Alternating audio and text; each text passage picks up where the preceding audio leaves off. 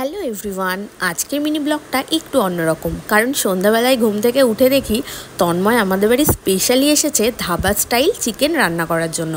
দেখে তো রান্নাটা ভীষণই ভালো লাগছে, জানি না খেতে কীরম হবে, তাই জন্য প্রথমে ওকে দিয়ে টেস্টটা করালাম যাতে পরে আমরা খেতে পারি।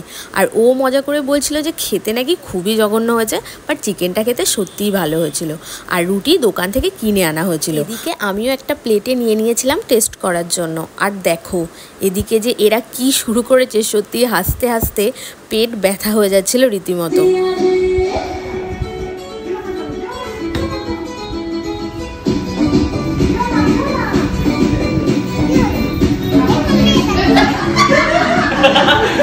তারপর রাত 11টা কি 12টা নাগাদ প্রচণ্ড জোরে বৃষ্টি পড়ছিল। তো সন্ধ্যাতে যেহেতু একটা রুটি আর মাংস খেয়েছিলাম, তাই একটু খিদেও পাচ্ছিল। তাই আমি আর আমার দেওর চলে গেলাম পাস্তা বানানোর জন্য। আর পাস্তাটা নর্মাল না, আজকে আমরা দুজন মিলে বানাবো হোয়াইট সস পাস্তা।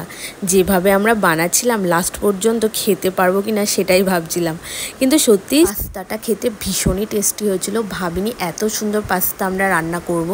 সো ভিডিওটা আজকে এই পর্যন্ত।